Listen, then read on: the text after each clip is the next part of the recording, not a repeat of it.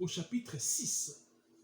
Juge, chapitre 6, nous lirons du 1er au 16e verset. Juge, chapitre 6, du 1er au 16e verset.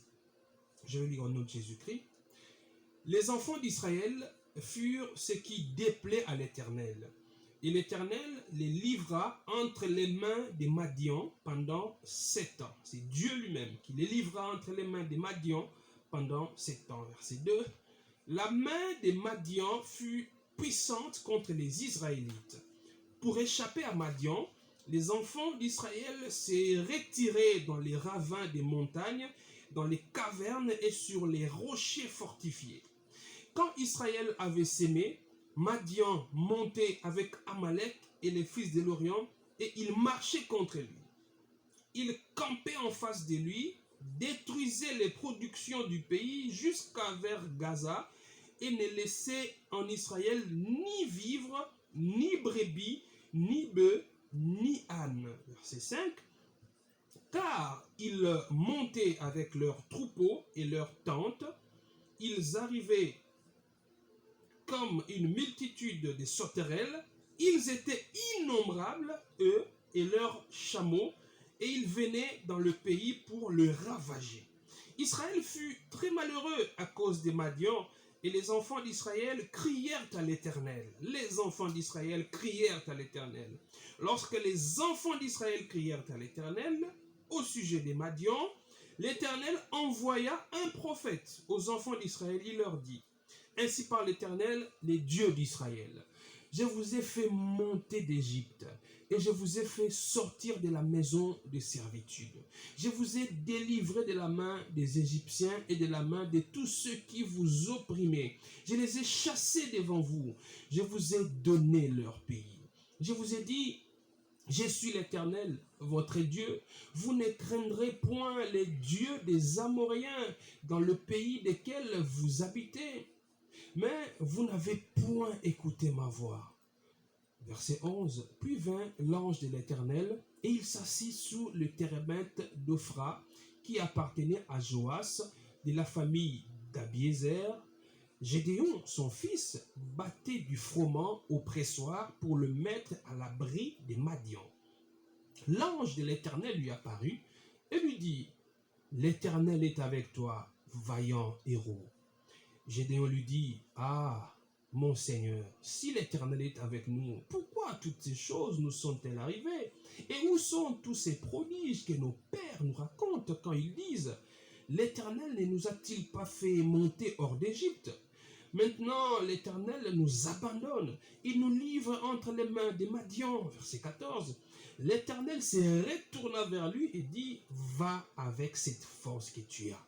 Va avec cette force que tu as et délivre Israël de la main des Madians. N'est-ce pas moi qui t'envoie? Il faut souligner ça. N'est-ce pas moi qui t'envoie? Gédéon lui dit: ah, mon Seigneur, avec quoi délivrerai-je Israël? Voici ma famille est la plus pauvre en Manassé, et je suis le plus petit dans la maison de mon père. L'Éternel lui dit: mais je serai avec toi, et tu battras Madian comme un seul homme. Je serai avec toi et tu battras Madian comme un seul homme. Quand vous lisez le chapitre 7, vous verrez comment Gédéon a pu battre justement Madian comme un seul homme. Aujourd'hui, Dieu a voulu que nous rentrions au chapitre 6 pour que nous comprenions en fait les motivations ou les causes de la victoire de Gédéon sur Madian. D'où est partie cette victoire? On va voir un peu l'arrière-plan historique de cet événement du chapitre 6, et Dieu a des choses à nous dire ce matin. Au verset 1er, quand nous lisons ce chapitre 6, on commence au verset 1er, si vous descendez jusqu'au verset 5e, nous comprenons ici que les malheurs qui s'est abattu sur Israël avec l'oppression des Madianites, ce n'était pas à cause de Dieu, parce que Dieu voulait, pour son plaisir, livrer son peuple à la domination. Non, d'ailleurs, Dieu ne se plaît pas à voir son peuple souffrir. Les malheurs qui est arrivé au peuple d'Israël, c'était parce que ce peuple s'était éloigné de Dieu. Vous voyez? C'était donc à cause de ce peuple, à cause de lui-même, pardon, que ces malheurs lui étaient arrivé. C'est ce qui est décrit. Les enfants d'Israël firent ce qui déplaît à l'Éternel. Et l'Éternel les livra entre les mains des Madians pendant 7 ans. 7 années d'oppression des Madianites. Parce que les peuples avaient péché. Les peuples s'étaient détournés de la voie de l'Éternel. Après Josué, quand Josué est mort, Josué est parti, le peuple faisait n'importe quoi. Et Dieu était en colère. Il l'a livré entre les mains des Madianites. C'était donc de la faute d'Israël. C'est le peuple qui avait péché. Et Dieu a livré ce peuple entre les mains des Madianites. Mais ce qui est intéressant encore dans cette histoire, vous verrez que Dieu lui-même, qui était fâché contre son peuple, qui avait livré son peuple entre les mains des Madianites, c'est ce même Dieu-là qui est revenu, qui a écouté les cris de son peuple. Israël a crié à l'Éternel. Dieu est revenu.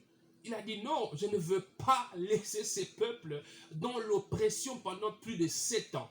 Il est revenu pour délivrer son peuple, pour les délivrer du joug des Madianites.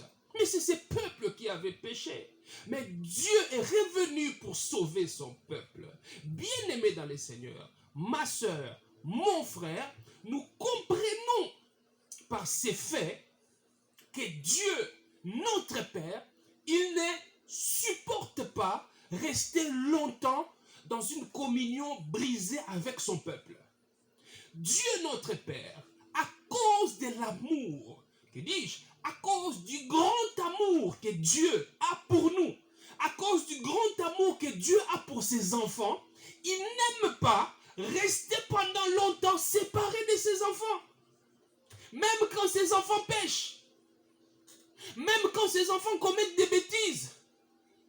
J'aimerais parler à quelqu'un ce matin. Quelqu'un qui est en train de vivre peut-être les conséquences de ses péchés. Quelqu'un qui est en train de vivre les conséquences de ses bêtises. Tu as pris de mauvaises décisions dans ta vie. Tu as pris des décisions qui n'ont pas plu à Dieu. Tu as pris des décisions qui n'étaient pas conformes à la parole ou à la volonté de Dieu. Et tu es maintenant en train de vivre les conséquences de tes péchés. Tu es en train de vivre les conséquences des actes mauvais que tu as commis.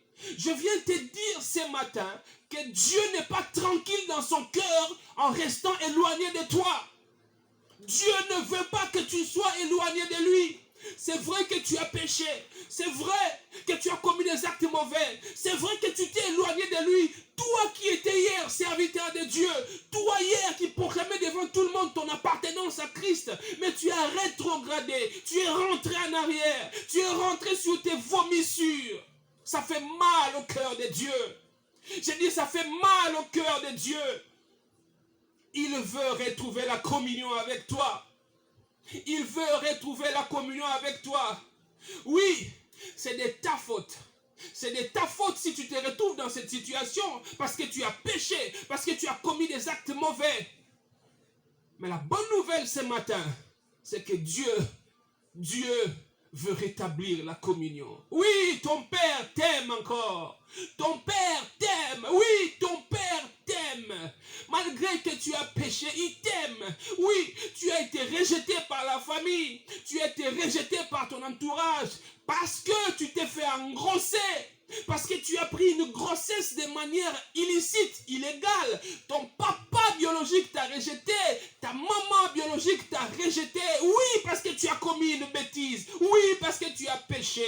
Tu as attristé le cœur de Dieu. Oui, mais Dieu veut rétablir la communion avec toi. J'ai dit, Dieu veut rétablir la communion avec toi. Il veut que tu rentres. Il veut que tu rentres. Il veut que tu rentres. Dieu, par son amour, il ne supporte pas. J'ai dit, il ne supporte pas rester longtemps dans une communion brisée avec ses enfants. Ton Père veut que tu rentres. Ton Père veut que tu rentres à la maison. Il veut renouer la communion avec toi. Vous voyez? Donc, bana Israël, bango moko basalaki mabe. Basali mabe ba péché liboso ya Nzambe. Bana Israël s'éloigner na Nzambe. Bake mosika na Nzambe. Basali masumu. Basali makambo Nzambe basepeli nango te. Et atindi Madia pour dominer sur Israël, à oppresser Israël parce que c'est qui conséquence ya lisumu na bango. Et c'est qui faute ya Nzambe te. C'est qui faute ya Israël. Israël nde asalaki mabe. Soko sali lisumu conséquence ya lisumu ezalaka. Oui, ce conseil lisumu ezalaka toujours na conséquence na yango. Israël azali ko vivre conséquence ya lisumu na ye. Mais Nzambe o azali tata na biso. Nzambe o azali tata na biso. Ayokaka pasi na motema na ye soki communion na ye na bana na ye eza brisé. Tango osali lisumu oseloigné na Nzambe esalaka Nzambe pasi. Okomona awa Nzambe ye moko aluki moyen aya ko délivrer peuple na ye azonga na communion na peuple na ye parce qu'alingaka te kotika la musika na ba oya ye. Soko vivre conséquence ya masumu osalaki. Ozo vivre conséquence ya ba choix mabe osalaki na bomo ina yo. Nzambe atindinga na ye biso tongo ya lelo ke alingi ozongela ye. Oui, alingi ozongela ye. Quel que soit monene ya likambo osalaki ya mabe wana, Nzambe alingi ozongela ye. Otikaki ye lobi ye afongoli maboko alobi zonga. Alingi ozongela ye. Eloko aliboso au texte oyo et enseigné biso. Dieu n'aime pas rester longtemps éloigné de ses enfants, même quand ceux-ci pêchent. C'est pourquoi il a lui-même mis les mécanismes, il y a pardon, il y a masumu. Et donc, mususu, tomoni na texte oyo, il y a Gédéon, Juge chapitre 6. Nzambe pona ko exprimer peine ou azaki na ona motema, kozala éloigné de ses enfants. Au verset 10, il dit, je vous ai dit, je suis l'Éternel, votre Dieu. Vous ne craindrez point les dieux des Amoréens dans le pays desquels vous habitez. Mais vous n'avez point écouté ma voix. Oh, Dieu était peiné dans son cœur. Mais vous n'avez point écouté ma voix.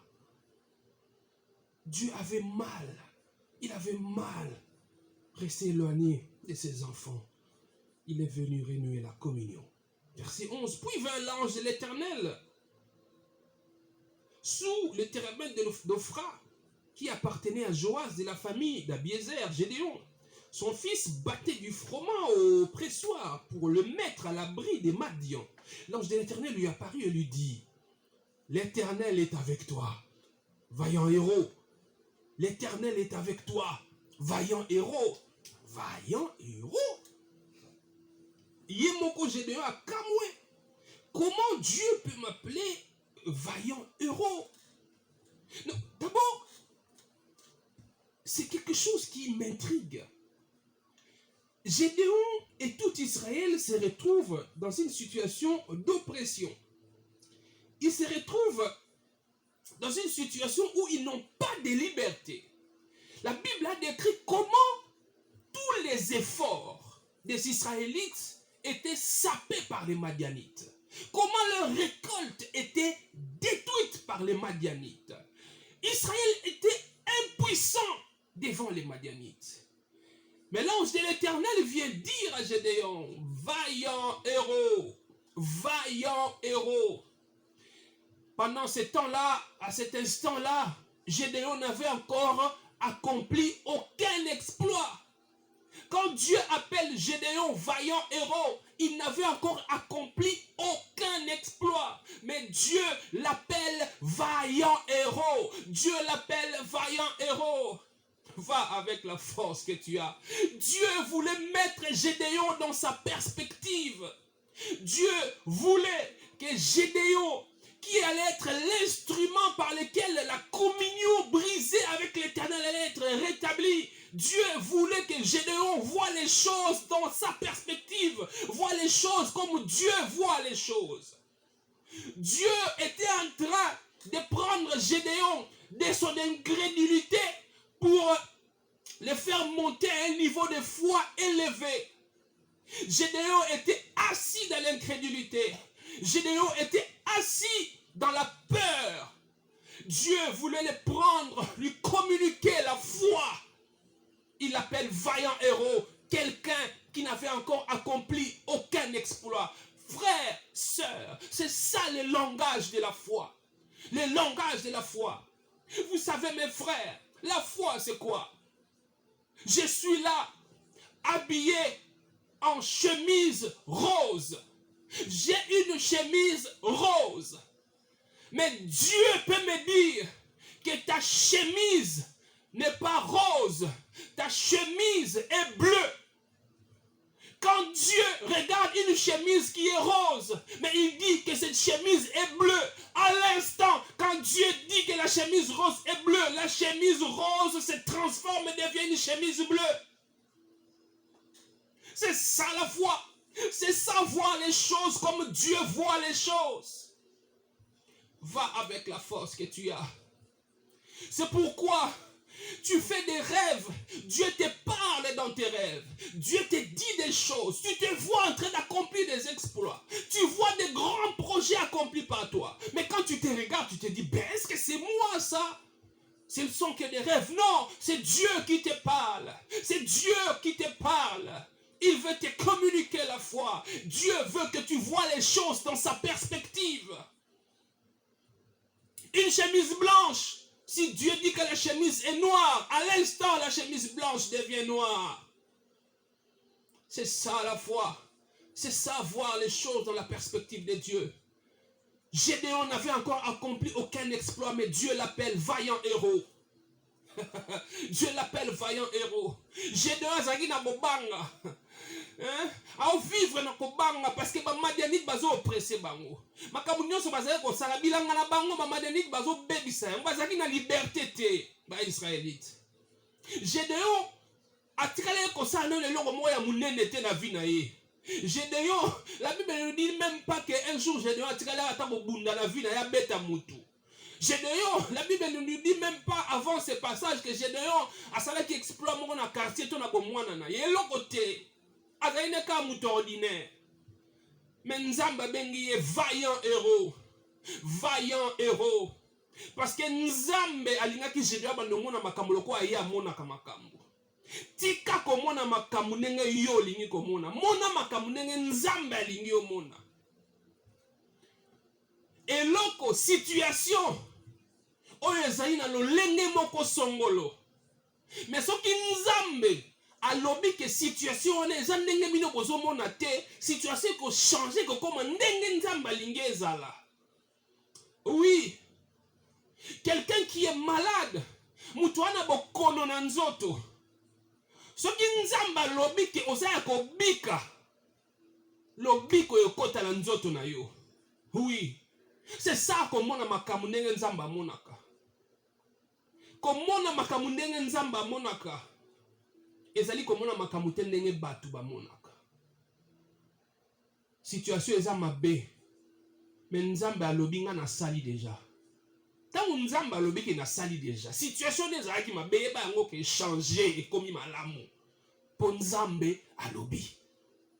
Gédéon, vaillant héros. Nzambe abengi bongo. Mais Gédéon azoko se plaindre. Dans verset 15, Gédéon dit au verset 15. Ah mon Seigneur, avec quoi délivrerai-je Israël? Voici, ma famille est la plus pauvre en Manassé, et je suis le plus petit dans la maison de mon père. Ma famille est la plus pauvre en Manassé. Commence d'abord par la famille. Il situe sa famille